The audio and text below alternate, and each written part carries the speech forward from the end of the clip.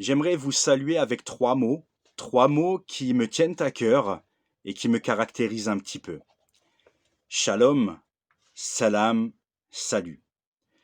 Je suis heureux de partager avec vous une courte méditation sur la parole de Dieu.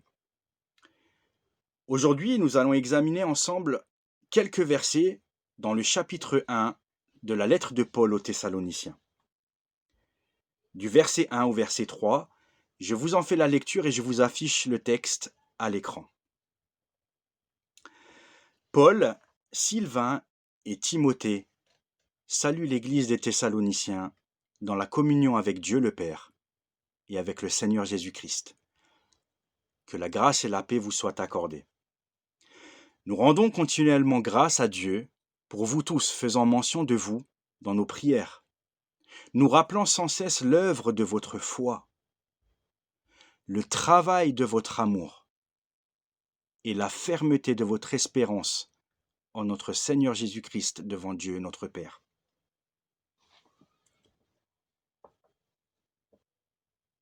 La lettre de Paul aux Thessaloniciens nous révèle que les croyants, les chrétiens, ont rencontré beaucoup de persécutions, beaucoup de difficultés, d'épreuves, de souffrances qu'ils ont dû supporter par la foi. Et leur exemple peut aujourd'hui, pour nous encourager à nous aussi manifester une foi vivante, une foi qui agit, une foi qui est active, à nous qui vivons aussi dans notre contexte une période de crise, une période de pandémie où un ennemi, un virus invisible, mais qui paralyse et qui nous empêche de vivre. Pour les Thessaloniciens de l'époque, les persécutions, les épreuves, bien sûr, elles étaient propices à affaiblir leur foi, à affaiblir la manifestation active de leur foi. Tout ce qu'ils traversaient était propice à ralentir et à affaiblir leur foi. La question que je pose aujourd'hui, que je nous pose, que je me pose, est la suivante. Le confinement aujourd'hui, l'isolement, tout ce que nous traversons, les difficultés, sont-ils propices à affaiblir notre foi? Est-ce qu'aujourd'hui, notre foi est toujours active? Est-elle toujours vivante? Question.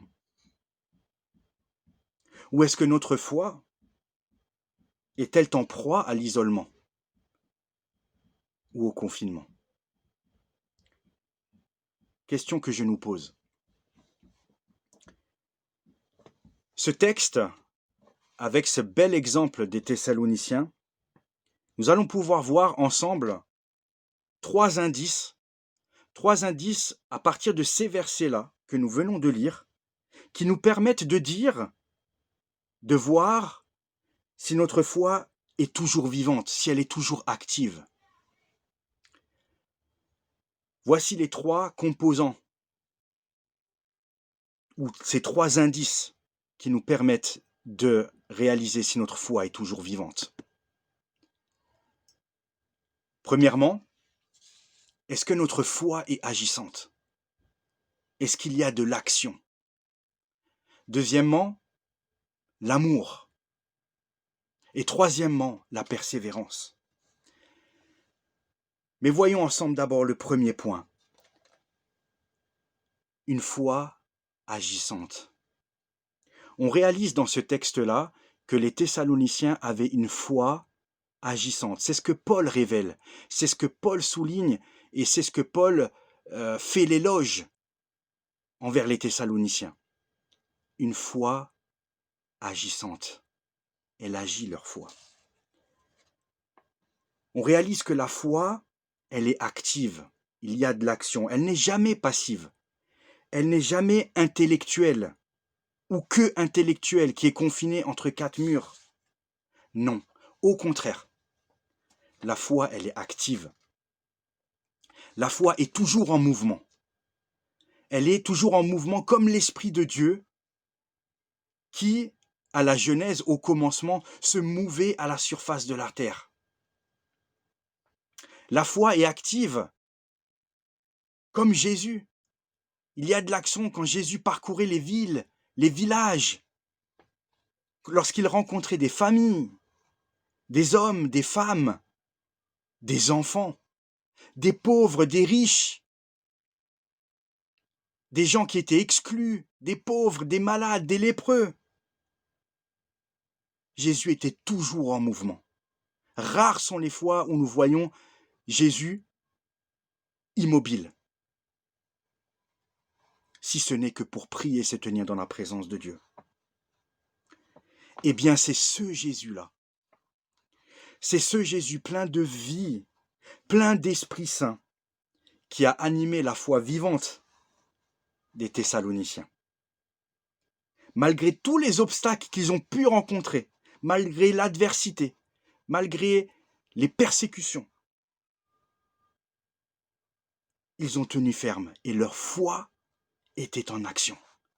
Au point que cela a retenti dans tout le bassin méditerranéen, on parlait des Thessaloniciens. Incroyable. Une foi qui agit.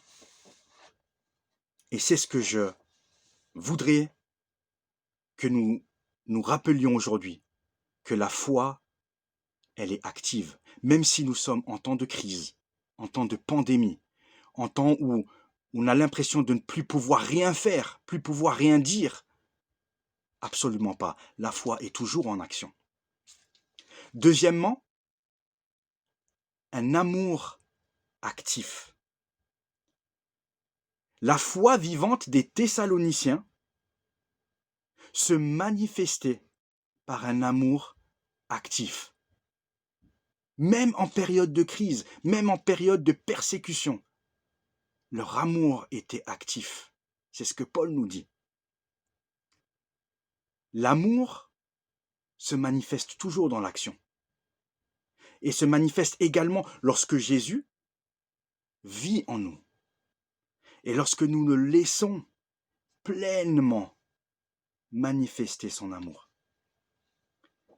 Et l'amour de Jésus, l'amour que transmet Jésus, que veut donner Jésus, se manifeste au-delà des persécutions, au-delà du mépris, au-delà des moqueries, au-delà de la violence, au-delà des déceptions, au-delà des trahisons que nous avons pu subir, ou peut-être fait soi-même subir aux autres.